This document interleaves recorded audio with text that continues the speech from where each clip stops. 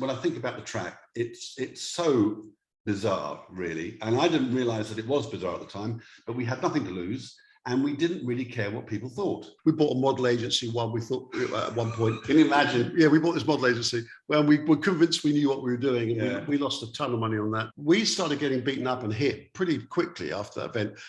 And then because we worked in Russia and the East before, you can't argue with these people because you will get a beating and the coppers won't intervene. They'll let it happen.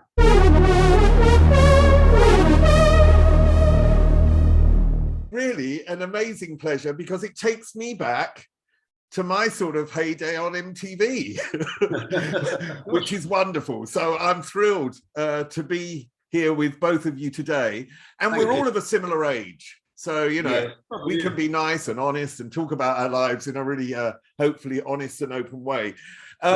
One thing I wanted to talk to you about was really about when you were growing up, and what sort of music did your parents listen to?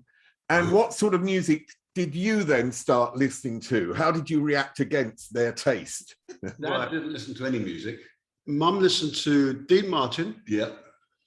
Frank Sinatra, Trini Lopez. Glenn Miller. Then we got some friends of theirs who now looking back, I think was a gay couple. But at the time, because I was a kid, I thought just mates. But these two guys went traveling. Sorry, there's a top of the door. And they left us with a huge collection of records, at which point I got into early Motown, early Stones, a little bit of Beatles. So that was when we were very young. That's what we grew up on. And then after that, I started getting into, well, we both did. We got into rock initially. We were Deep Purple fans. Led Zepp, Yardbirds I liked, Creedence. And then I think through the 70s, we started discovering a bit of electronica, the whole New York scene. I thought bands like Television I liked a lot. What about personally music? What music were you pushed into learning music? I mean, I remember as a kid, my mum, bought a piano, and then off I went and had piano lessons. By the time I was 12, she sold it because I was so bad. Okay. But were you sort of brought up in a way that they wanted you to play music? They wanted you to learn music? Not at all. No. So how did that come about?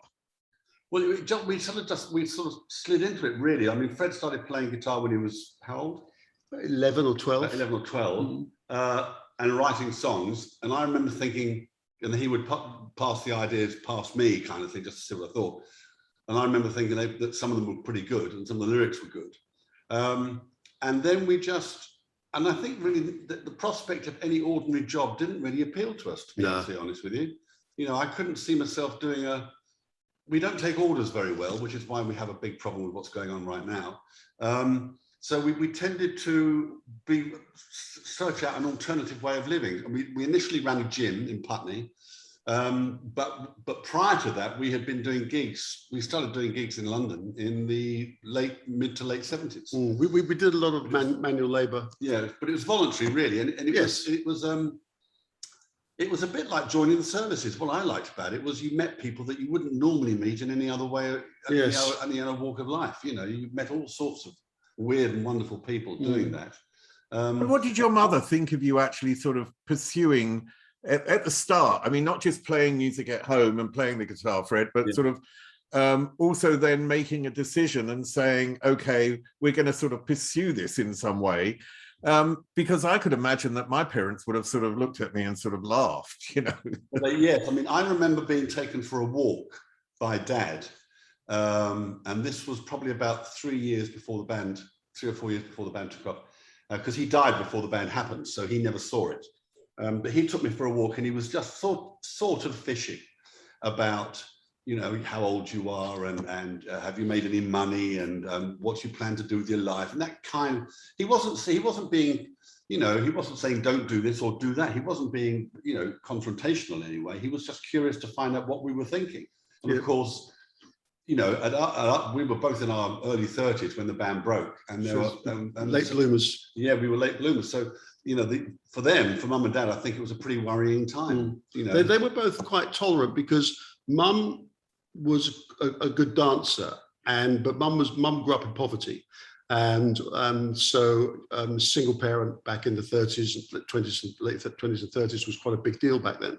And they were always running from landlords. She told us how she used to live and hiding behind the sofa when the rent man came. Yeah, I mean the whole stuff, and you know, the sharing clothes with her sister, and you know, not always a lot of food on the table. Dad came from a bit of money, but after the war, Second World War, he wanted to be a farmer, couldn't, so he became a printer. So they both didn't do what they passionately wanted to do. They both had been forced or driven into not fulfilling their dream. So when they saw us trying to fulfill our dream, I think they were more patient than they otherwise would have been. Yeah, I think so. Yeah. I think that's a really interesting perception, because I think parents of our generation, which were war parents, yes, you know, they didn't get the opportunities that we did, so they saw it completely different. They did very much so. Yeah. Sorry, Richard, you wanted to say something? Yeah, no, and I think they were much more, as Fred says, they were much more patient with us. And I mean, one of the things I can remember really clearly was Dad. You know, Dad worked in London, so he was taking the train to and from London for sort of 30 years, on and off, 40 years. And on one occasion, you know, he struggled through the tube and on the train with an acoustic guitar in a huge cardboard box that must have been an absolute bloody nightmare, you know, to carry and to with all the, you know, the crush of people. But there was that level of support there. Yes, there was. One of the things back in the day, which was surprising to me, was when they were at school, when they were trying to teach you, you know, music appreciation and how to play the piano or whatever it was, they never really made it clear that you could make money at it. That's right. Yeah. You know, I mean, if you can play the piano, you don't even have to read, but if you can play the piano, you can earn money in a pub pretty much anywhere in the world. Used to be able to, you know. So there was, I think Dad was of that opinion. He you know, it was jolly good to play music and all that kind of stuff, but when it comes to earning money, you're going to have to knuckle down and do a job. I think deep down, that's what he thought. But I had a teacher at school, physics teacher, who slapped me around the back of the head because I was waiting for the class to open.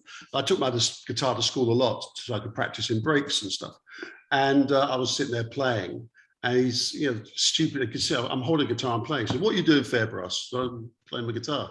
And he said, "You can't make any money out of that." I said, "Well, Paul McCartney does." And he went, smack me around the head. Yes. I hope he lived long enough. That's all I can say. I really did, because then he might think differently. The first band that I read about was the Actors. Now, I've been trying to look and find anything on the Actors, and I couldn't find anything. What sort of band was it, and what sort of music did you play back then? The Actors was sort of it was pop, but it was a little bit odd. We had a very, very good guitar player called Mike Gerard. So we gave him the room to be quite experimental, and we did quite long instrumental sections. And it was quite energetic most of the time. Sort of power poppy. A little bit power poppy, but with sort of moments of instrumentals thrown in. So we were on our first tour was 1978, and we were on the road with Suicide, who were a New York duo, electronic duo. And through that, we did gigs with Joy Division, and I think the Addicts and some other bands, but we never really fitted in. We weren't really, we were upbeat but not punky, and the whole Thames beat and power pop thing passed us by. So we had a lot of interest. We got picked up by various little independent labels when nothing happens. Then we got some very good reviews, and basically the thing just petered out after about 3 years. And then Richard and I picked up. Then we moved to London pretty much, and then we started just writing with other people, playing other bands. So we've got a lot of memorabilia from the Actors. We've got posters and quite an extensive gig sheet. Yeah, and we did the Nashville, the Marquee, Hope and Anchor. Yeah, we did pretty much all the main gigs in London, and which have all gone, and colleges, you know. So we did that, and then we just morphed from one band to another. We were in and out of record deals all through the 80s. Some appalling, and I'm pleased they just didn't happen. And then the biggest deal we signed was Capital EMI in America, in New York, and again. that just didn't happen. The money disappeared into somebody's back pocket. We never actually, we completed sort of album demos, but we never even started the album. The money just went. Yeah. So at which point, this is like 1987, 88, which point we just think, we're not interested in a record deal. Fuck these people. We got really bored with the idea. Yeah, I got tired of asking for permission. I got tired of waiting for them. So we just said, look, so that was the idea. When we eventually recorded Don't Be Sexy, the whole point of that was, and us hooking up with Rob Manzoli, was to let's write a song that none of us have written before. So all your ideas we don't want to hear, and all our ideas you're not going to hear. Let's write a brand new song.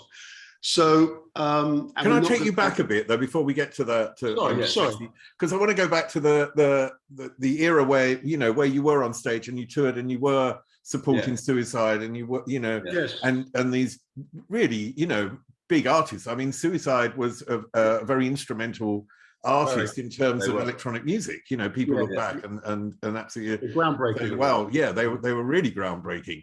What did you learn from them, and what do you feel that they may have gleaned from you? Because people always say what they learn from other people, but they never ever offer what they feel like other people may have taken from them.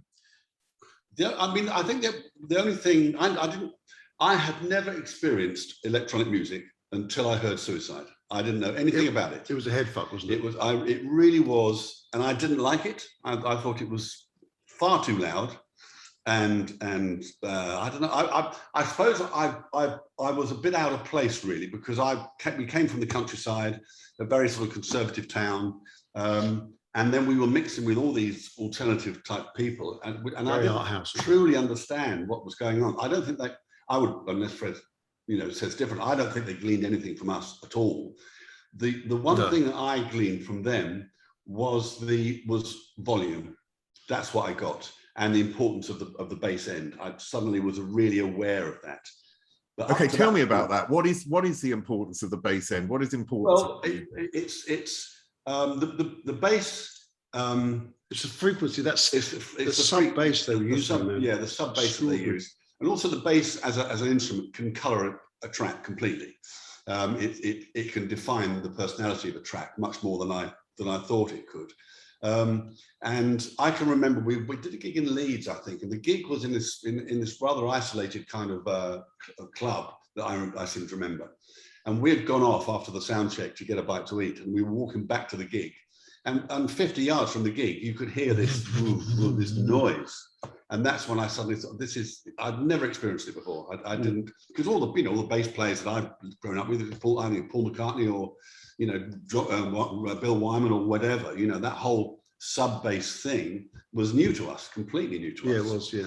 So I think we learned, the one thing that I think other people can learn from us, the only thing is perseverance. Well, I think that's what... I think that's the one thing. Really. I think that's what we got from Suicide. They've got a lot of friction from the audiences. Most of the audiences were pretty hostile to them, and they just stood their ground. They did not flinch. Alan Vega was just, I didn't realize at the time, but he is a pretty ballsy guy, and he would just get on and do his thing. And they went along to a script to a certain degree. He stuck to the song, but he also, because the relentless groove and keyboards that Marty Revers set up, they were really uncompromising. Completely, and basically, he wouldn't take any shit. No, he wasn't a big guy, but he wouldn't take any shit from anybody. A bit like that clip of Twisted Sister. Yeah. Where the guy just goes completely. Yeah, at Reading, I think. At Reading, yeah. And I admire bands like, whether I like their music or not, it's irrelevant. But I admire these bands that just, this is what we do. If you don't like it, fine. Yeah. If you do like it, great. You know, you have to be like that. There was very little compromise. I don't think they learned anything from us, but one thing also I learned from them is that musicians should stick together, because we got screwed on the tour a couple of times, and they put their foot down and they said the band needs a hotel room. Find one. They were very adamant about that. You can't. When you say the band needs a hotel room, didn't the band have a hotel room? No. What were they thinking? Where the fuck are you going to sleep? In the van. In the van, In yeah. the van. But there was no room in the van because the van was full of Suicide's gear. Part of the deal was we were the support band, the roadies, and the PA hire guys. Yeah. So we supplied everything. And that's how we got the tour. So we couldn't have slept in the van if we wanted to because all the shit was in there. So they were very they said, you can't not put these boys in a fucking hotel room, you know. And they were very adamant about that. And one day we didn't get paid. So between them and our drummer, Tommy O'Donnell, who was also very ballsy, they just went into the promoter's office and threatened him basically. And the money appeared. Yeah. And you do learn on the circuit. When we started off, you have to develop a thick skin, and you have to develop, you know, a fairly aggressive attitude, if only in self-defense, because everybody's out to. I mean, at one gig, I shan't name where it is, but the landlord was arrested because if they found lots of bands that had been playing down there, half their gear was up in his bedroom. He was nicking it. He was nicking it. And clothes. Yeah. Yeah. So, you know, I think we're getting to the core of what was behind it now. Yeah. You know, you have to, when you leave the stage after sound check, you have to take all your pedals with you in case they get nicked. Even before, occasionally we get an encore in the early days, occasionally. And we were at the Rock Garden, we got an encore. When I walked back on, all my pedals are gone. Yeah. Someone had just leaned over and nicked all my pedals. Yeah. And just fucking walked out of the club. Yeah. And so we grew a fairly aggressive attitude towards the industry. We were quite trusting to begin with, and still too trusting for years, a few years after that. But overall, we're fairly cynical, and we're quite aggressive in certain situations. If we think people are just taking the piss, then we have explained to them in no uncertain terms that this could end very badly for them. So we have gone down that road a couple of times because we just won't be fucked around like that. I think that's why management has always had trouble. That's why we haven't really settled with management at all, ever. Yeah. Because management rarely, or the management we've had, rarely sees things as we do. And that's where the friction. And they're compromised. People and management are always everybody's compromised one way or the other. Yeah. And we had one guy, I think, who was charging us for flights to go and do some business on our behalf to Germany or wherever it was. And then we found out he was also doing business for about 4 other bands. And probably charging them. And charging them too. So you just live and learn. That's it. Yeah, well, I think the music industry for a long period, and maybe even today, because I'm not that associated with it anymore, but for a long period was very corrupt. It always reminded me of my father, who was a market trader. And, you know, and behind the market trader, there were always friends of his who would disappear. We'd never know whatever happened to the man with the teddy bears down the road, and all these sort of things. We were talking about this. One of the things, very briefly, is that because back in the day, there was a load of money sort of swilling around in the business, you know, one way or the other, with tours and massive sales, all that kind of stuff. So that it attracted a whole load of fairly unpleasant people who thought they could make a killing fairly quickly. The music industry does not have that money anymore, anything like it used to, and bands certainly don't, because the sales have dropped and touring is much more difficult and expensive than it ever was. So it's probably not a bad time now in terms of, you know, anybody that was in the business for the wrong reasons has probably, you know, gone into something else now. I don't know what, you know. So I don't know. We hope so. Yeah, we would hope so. The business doesn't need people like that. But generally speaking, you know, I think most bands live and learn.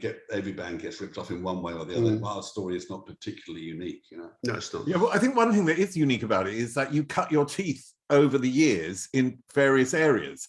Like Richard as a session musician. And maybe you can tell me what a session musician, I can't even say the word, what a session musician really does. Are they just there to actually play what the artist wants, or do they contribute in some way? Well, I mean, the only way I play, I mean, I'm slow, so I'm not the most, economically viable session musician out there. you know. And I wouldn't want to do anything where I couldn't put ideas in. I mean, that's the whole, that's the enjoyable part. I think it depends what kind of, I imagine if you're the bass player with Steely Dan, you know, it's note by note by note, and you missed a quaver there, so can we do it again, and all that. You know, that's my impression. Whereas if you're a, you know, if you're the bass player with Lou Reed or somebody, then it's probably a little bit looser. It depends on the act, but I wouldn't, you know, I enjoy coming up with ideas. So it just, you know, just being instructed to do this or to do that would not appeal to me greatly. So yeah, what did you bring to Boy George? What did you bring to Mick Jagger? Well, the Mick Jagger stuff we both did, and that wasn't, they weren't studio sessions, they were promo sessions. Yeah. They were promo gigs. And same with David Bowie. But the stuff I did with Dylan was live. So that was just basically playing what had already been pre-recorded on tracks. They just wanted the track to sound the same. So I was the second guitar player. Red Beach was the first guitar one. So I was basically doing rhythm parts, pretty basic stuff, really. And so we were never in the studio. We were never hired in studios because people wanted to hear our ideas. That never happened. No. And it does. We have used a lot of session players, and they are generally incredibly competent musicians. Rarely are they very inventive. They tend to have a way of playing or approach to music that's quite conservative. You get exceptions like Phil Spalding, who played bass with us. He was very inventive. We had a drummer called Chuck Saber, very inventive guy. Most of the guitar players we've worked with are very conservative and, you know, don't really think outside the box. But we've been blessed. We've worked with some very, very good players. But in terms of invention, there's only a handful who've been very inventive. Yeah, I think in actual fact we learned more from that experience working with those people. Yes, yeah. We learned more from that than we did from, you know, doing the sort of the stuff with the band in the early days. So what did you learn? Well, I learned that basically there's nothing particularly unique about it. There's nothing particularly. These people are all people. Yeah, that's what they are. David Bowie was just a bloke. You know, and so, you know, when people I've never had a hero ever in my life, you know, because I recognize the simple fact that they're all people. And as Bob Dylan said, even the president of the United States has to stand naked at some point. So once you get that in your head, and I remember when I did the Bowie thing, I walked past his Winnebago and he was standing there in his underpants. And I just remember thinking, oh, it's a bloke. It's just a bloke, yeah, you know, and I don't think David Bowie was like this, but there are certain stars out there who want us to believe there's something close to the angels, something close to God. They're not, they're just people. And some of them are immensely gifted and some of them are less gifted, but they are just people. Yeah. We did a show with James Brown in Boston, and he came, the limo drove up the side of the stage and he came out and became James Brown for 20 minutes. And same thing, he was just this guy, just this dude had been around a long time. He's got this brilliant legacy. He sort green of suit. He had a green suit and he did 20 minutes. The band played for about an hour and a half, but he only did 20 minutes. Yeah. And he was just a bloke and he said hi and bye and that. Do you know what I mean? He was just this guy who happens to be quite brilliant. And I think that's what we've discovered. We've done a lot of shows with a lot of different bands and, you know, all sorts of people. And met lots of famous sort of people. Most of them are just regular people. And most of them are quite nice.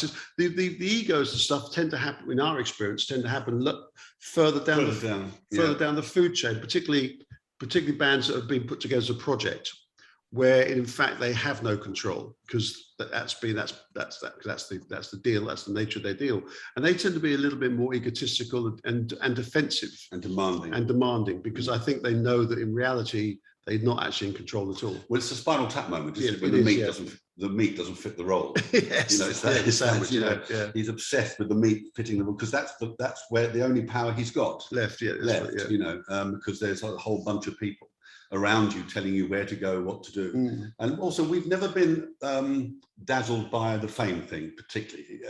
We've always not seen through it. That implies that we're special, but no, it's just We didn't like it. We just didn't like it really. You know, the red carpet thing, and I don't know. Maybe I don't know what it is. I don't know. We just weren't. I remember once we were invited to a big red carpet thing, and John Travolta was there, and the whole thing, you know. And we get there, Leicester Square, back in the day, hundreds and hundreds of people, you know, the red carpet and the theatre, lights everywhere. And we got there, and simultaneously, our hearts just sunk. It was like, oh, this is going to be awful. This is going to be, we didn't think, oh, hey, this is going to be great. So we went, there's a pub just up the road from Leicester Square, and we went and got bladdered in there. And and then we managed to do it. Yeah, we did. Yeah, yeah, we're drunk. So I love that red carpet thing, because sometimes people walk up it and they don't get noticed, so they sneak around the back and then they do it again. Try again. And then you think, oh my God, that's so sad. It is really sad. It is really But sad. do you think then, like, the image that the music industry can build up for you, whether it's a record company or whether it's, I don't know, from your own management, can be a dangerous thing for your own life? Oh, completely. Yeah, very much so. And also you start to think, first of all, you think it's very easy to forget you're self-employed and you actually are in control of your own destiny, because record labels and managers have no interest in letting you know that. So what happened with us when we had no intention of becoming famous or being celebrities. We just wanted to put a record out, which was I'm Too Sexy. That was it. And the nature of that record took us into very much a celebrity world, very much Saturday night, Friday night TV, tabloids. We didn't know it was going to happen. We never talked about it. Never mentioned once. I think we thought everybody did it.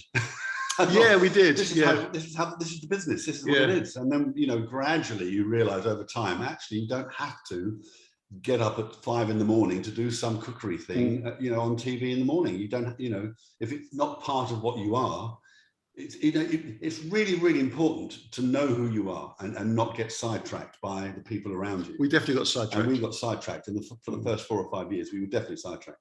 I mean, one of the things about I'm Too Sexy, you've mentioned it already, is the bass line, is that, you know, there's this strong bass in it.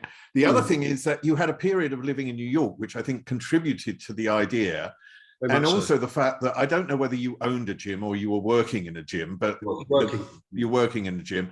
And also that working in the gym contributed to the idea. Can you put all those things together and tell me about how that really came up over those years?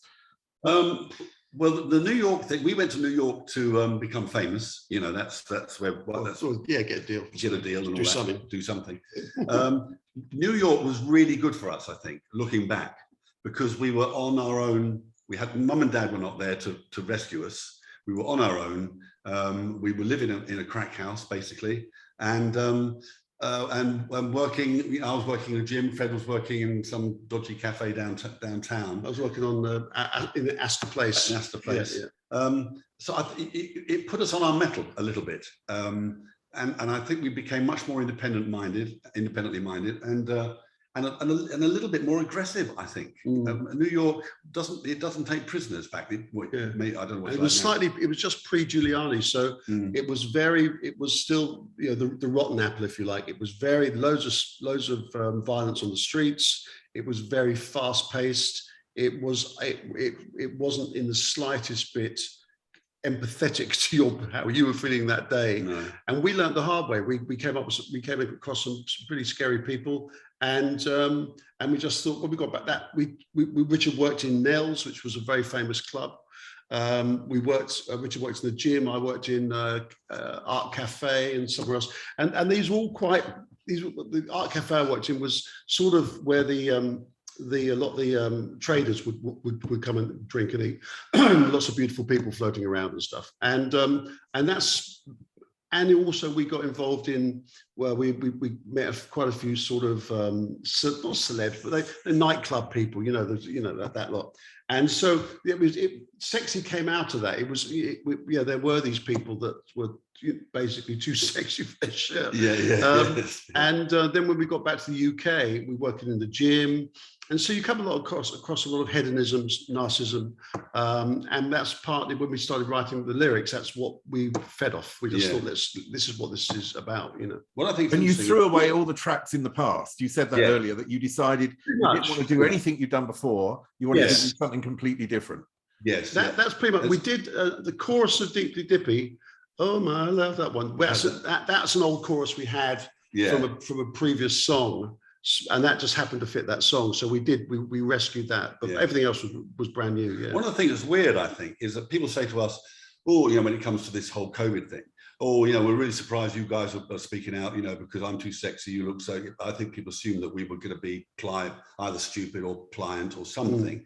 But actually, you don't make a record like I'm Too Sexy if you're obsessed with what people think. No, you don't know. You just don't, because when I think about the track, it's so bizarre, really. And I didn't realize that it was bizarre at the time, but we had nothing to lose and we didn't really care what people thought.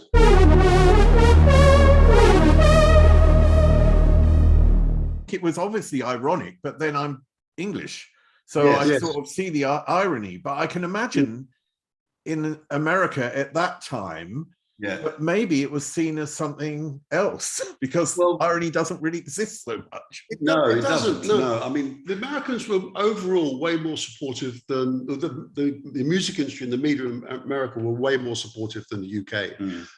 From the very off, we had endless problems with the media and certainly the music business. Music business couldn't fucking stand us, and I can see why now. Yeah, and even it was. I think it was partly because they knew they'd all thrown away the opportunity to sign a very lucrative song. I think that annoyed them that we proved them to be so wrong, and also it was because we called them out. We were pretty not unpleasant. What's the word? We weren't in awe of them at all. And once Sexy kicked off, and when Sexy was massive, we still weren't signed. It was only a letter of intent. It was an email of intent. And suddenly Sony and the rest of the sort of bods steamed in with crazy money to lure us away. We said, well, you didn't want it in the first place. Why do you want it now? So it's clearly not a musical decision. You just want the money.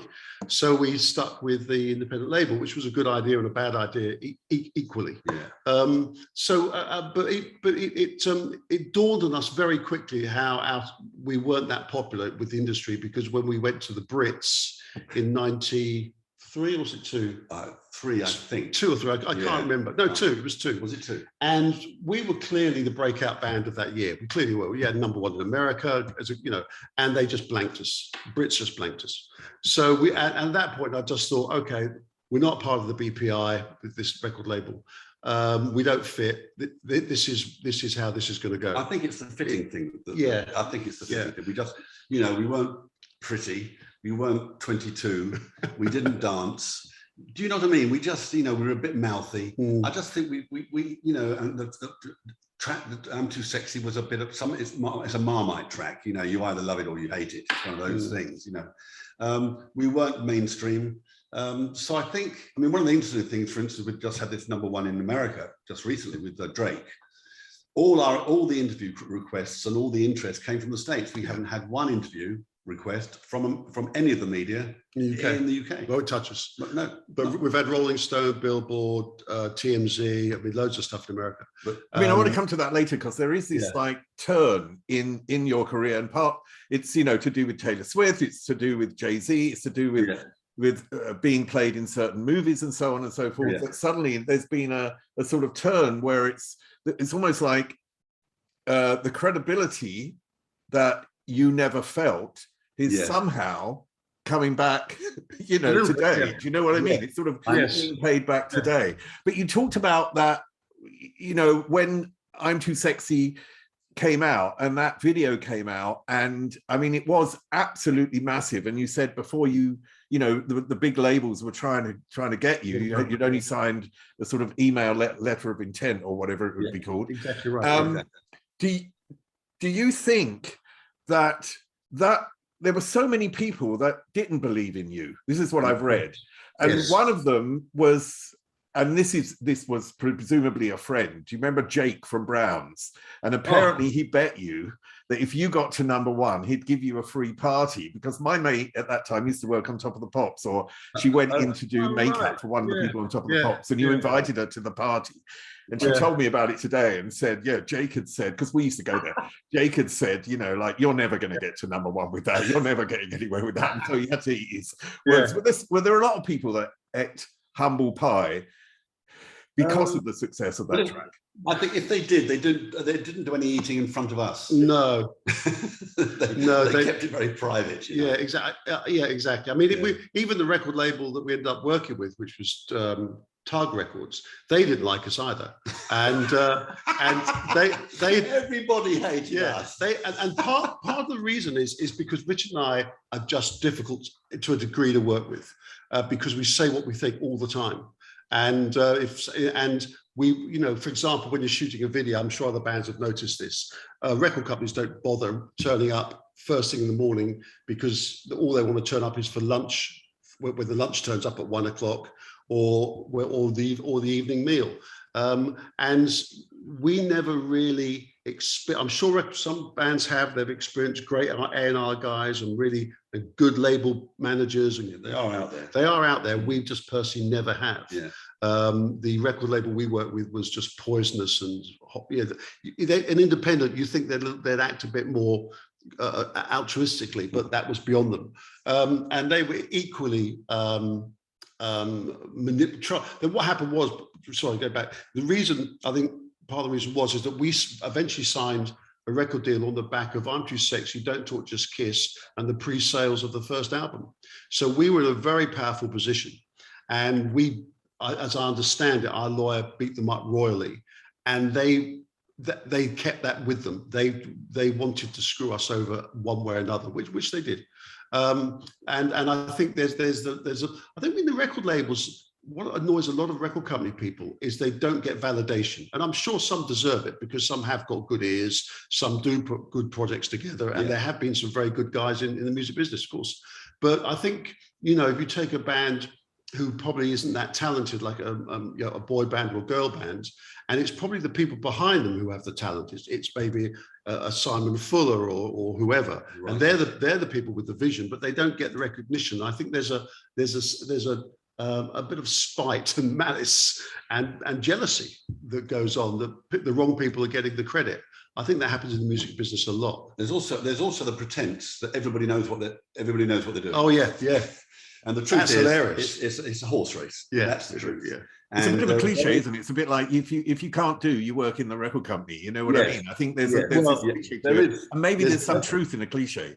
They tried. Yes. Basically, they try to sort of mathematize it, if you like, you know, with odds and midweeks, and they try and turn it into numbers.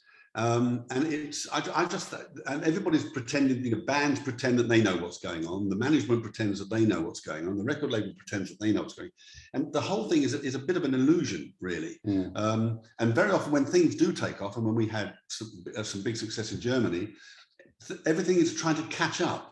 It's not a question, you know what I mean? It's not a question that this is all planned. It's, oh my God, it's got number 2. Oh my God, and suddenly there's this, oh my God, you know. There's always this sense of panic, and innocence in a funny kind of way, you know. But we're happier now than we've ever been, to be honest. Yeah, overall we are. I mean, financially it's a bit of a headache, but financially. Oh, come on, Drake, that must help. No, but that won't happen till next year. Yeah, and also the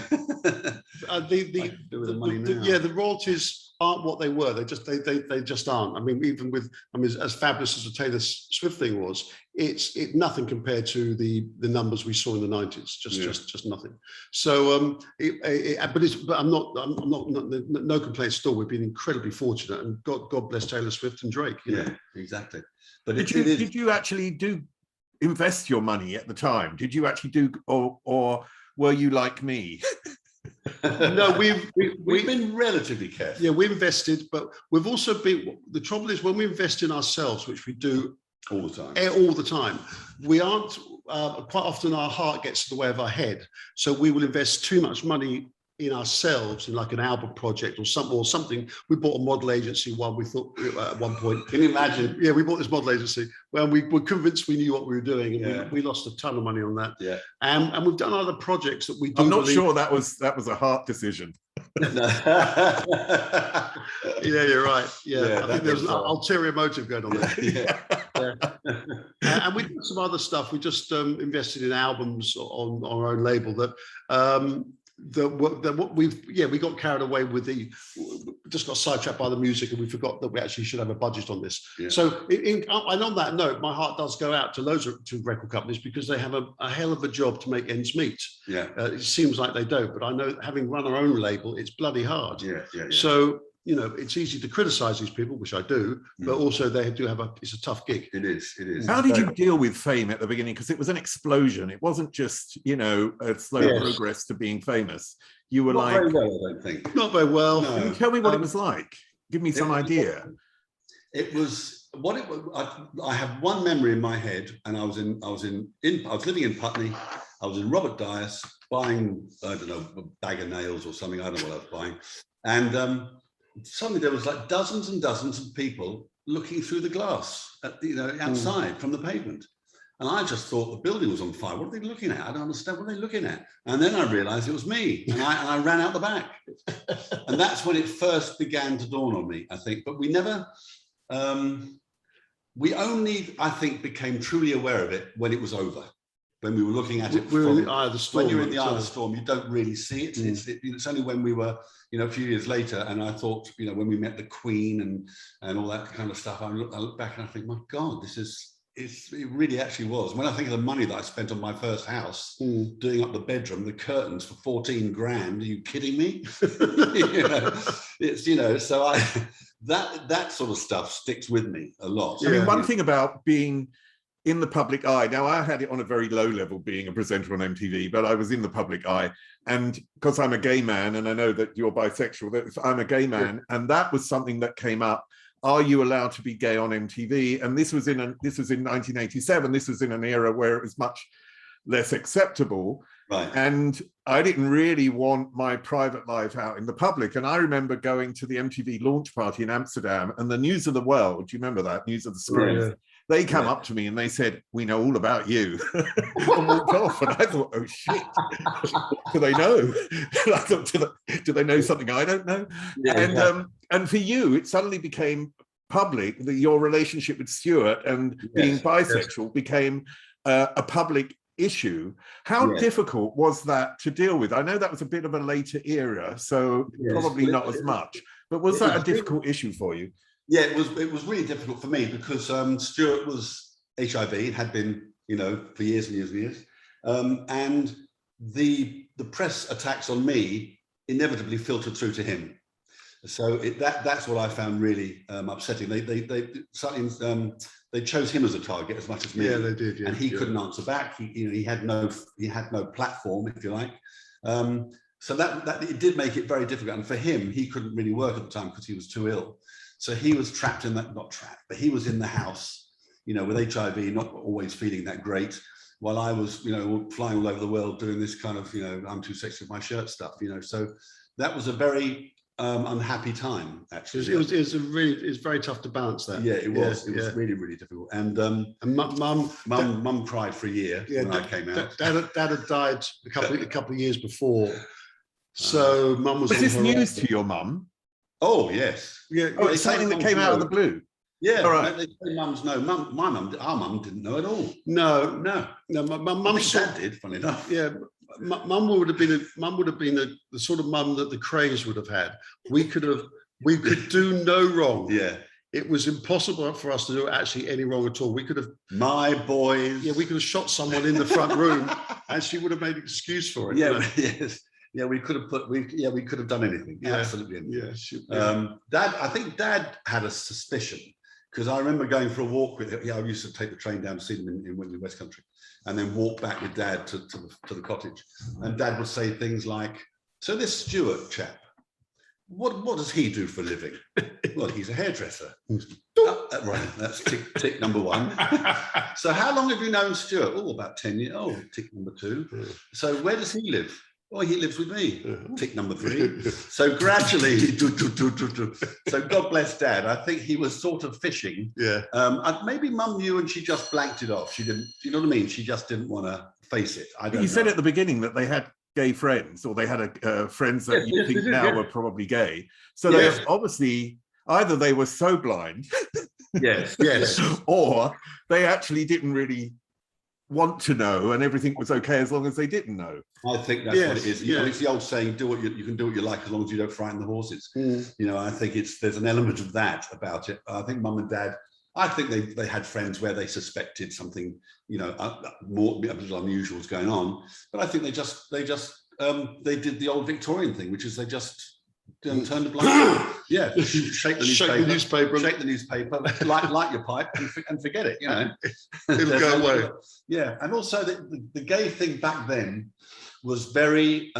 It was quite militant, and it wasn't a very attractive thing to be gay. I mean, as part of this gay community, which I've never believed in, but that it was a fairly I don't know, it had a political edge to it, which made it, for some people, very, very difficult to accept.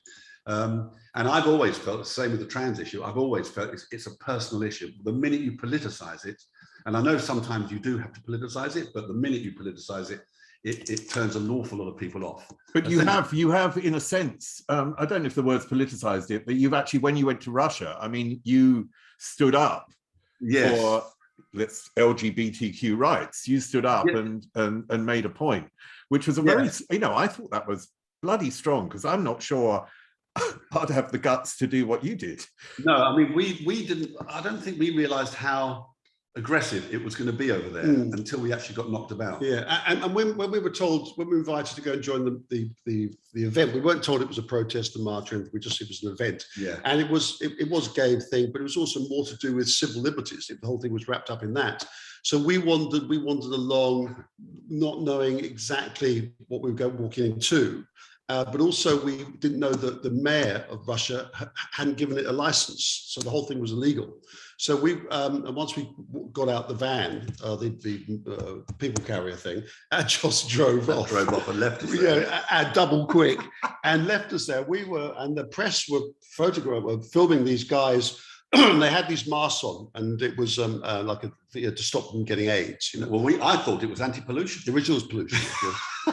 So I said, no, how stupid am I? I said, no, you frigging donut. It's to do with, this is an HIV thing. And they're all doing this sort of folk sort of traditional Russian. Yeah, but it's sort of like whatever. That'll save you from HIV. Yeah, exactly. So when the cameras saw us, they all swung away from these Russian guys and started filming us. Reuters and CNN and Associated Press, all those people. And this really pissed these guys off. So we started getting beaten up and hit pretty quickly after that event. I got held, Richard got smacked in the face by some I lost guy. my glasses. Yeah, I got held by coppers. And I don't remember at the time, but I must have got a bit of a kicking in the back, because the next day I had really bad bruising over the back of my legs and the lower back. And then because we worked in Russia and the East before, you can't argue with these people, because you will get a beating and the coppers won't intervene. They'll let it happen. It's not like it used to be over here. So we just said the best thing, our advice to ourselves was to get the fuck out of there. So we grabbed our stuff and we just legged it. And it turned into a bit of a Benny Hill thing, because there was us at the front, camera crews, the blokes who wanted to beat us up. Our tour manager trying to keep up with us. Yeah. And event, because we worked there a lot, we know how corrupt it is. We saw these coppers buy a burger van, and we gave them some money. And we said, these blokes coming here, whack them. And they just got out their sticks and piled into them, just because we paid them. I remember we hid. One little old lady came up to me, because I had blood on my face. One little old lady came up to me and gave me a tissue. Yes, I shall never forget that. Very act of kindness. Yeah, just that small act of kindness, in a place that was in an experience that was fundamentally brutal. And we hid out in an Italian restaurant until our flight, very close to our flight, and I didn't feel safe until the wheels were up. Yeah, not really. And that we actually phoned Mum while we were in the airport, because it was all on CNN. Yeah, and we didn't want Mum to see it on the news before we told her, and otherwise she would have absolutely freaked. So we phoned Mum from the airport. And then ran onto the plane and kept our fingers crossed. That was it. Have you ever been back? Have we? We've been to, no, I don't think, we're not to Russia. No, we've been to sort of, Ukraine and some of the other places, but not strictly speaking to Russia. No, not mainland. All the ex-Soviet bloc. We're doing Baltics and Balkans. We've done a lot of stuff there. Yeah. And they're mostly pretty cool, to be honest with you. Ukraine was a bit far, wasn't it? Yes, it was. Ukraine got a bit. We tend, because maybe it's the image we originally had with shirts off and all that sort of stuff. We don't tend to get much grief face to face. No. We have people, threats online, and and stuff like that. And a few people shouting occasionally from, as they drive past in the car, they'll shout, Baldy, slap it, But we knew that already. like we don't know. Like we don't know. Yeah. But we are very, very fortunate. When I talk to other bands, some bands do get quite a lot of stick. We don't get that.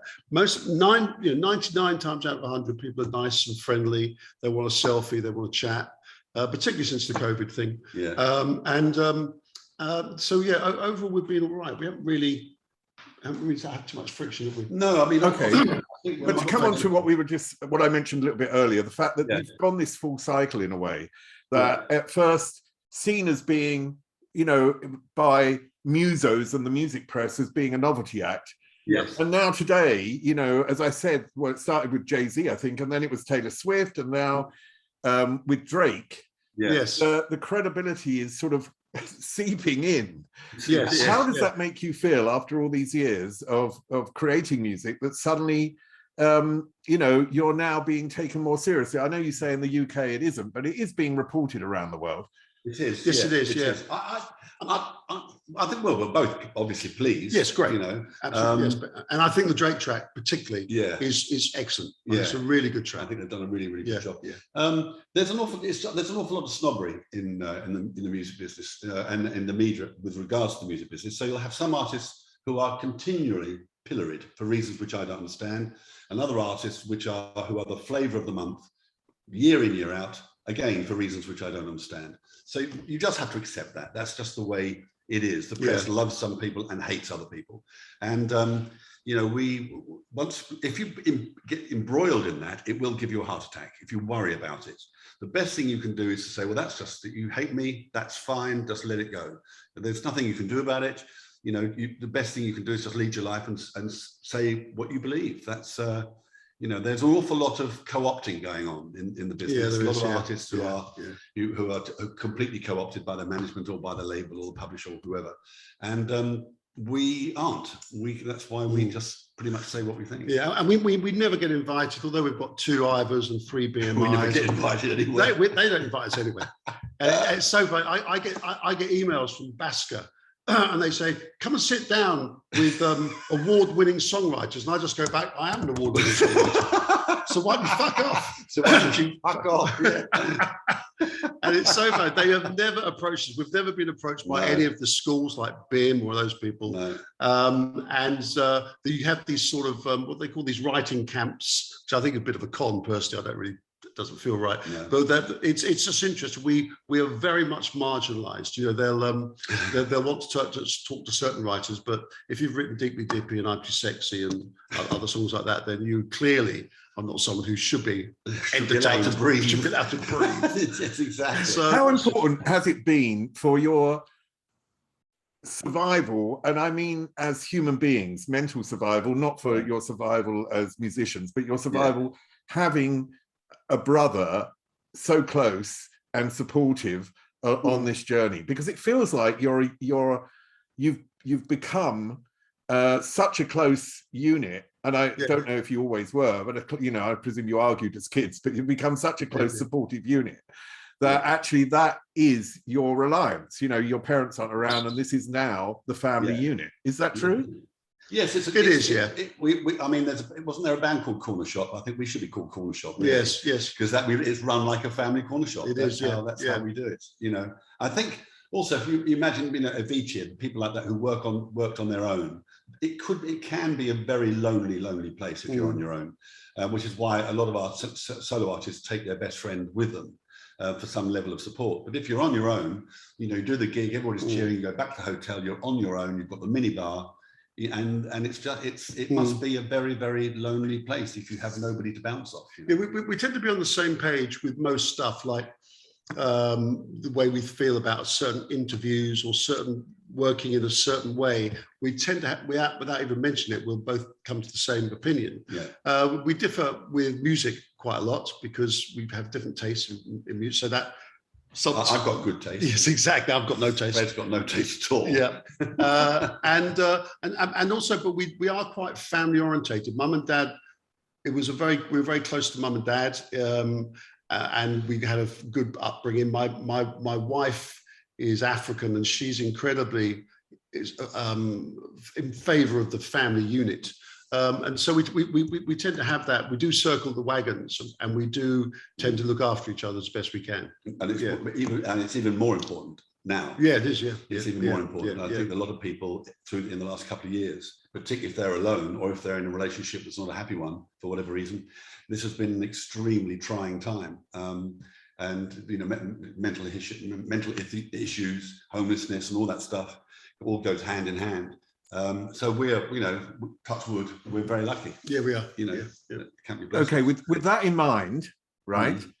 And talking about afterwards, you're going to talk about this interview and you're going to rate me. Not at all. No, we won't. No, we wouldn't. Where am I? No, not at all. No, we're going fine. Yeah, and also we used to rely on PR people and everyone else to make these decisions for us. We stopped that a while ago. Yeah. We decide who we speak to and don't speak to. Yeah. When we do our own research, and it upsets people occasionally, but it is what it is. And very often we're asked, is there anything you won't talk about? And we say no. I mean, you can pretty much talk about anything. Yeah, pretty much. We do talk about it. Yeah. I don't really like the filtering thing. We've done loads of interviews in hotels where you're around other bands, and they always have a filter, always. Yeah. And I find that a bit tiresome. And we're both a bit mouthy. We both tend to say what we think, which is why our careers have gone up and down a lot. Yeah. And that's just the way we are. And I can't really be bothered anymore to try and circumvent our particular the way we say stuff. And some of my tweets have been logged at certain mainstream media outlets, because occasionally I get a little bit mouthy and glass of wine. Yeah, a glass of wine. But it is what it is. Yeah, well, I think everybody's just a little bit too uptight about almost everything. Yeah, absolutely. Yeah. We just everybody needs to chill out, and the perpetual offence taking in almost everything. It's a waste of time. If you don't like a TV program, turn it off. If you don't like a comedian, don't go. I was watching there's an American comedian called Norm Macdonald who's recently died. I think he's very, very funny.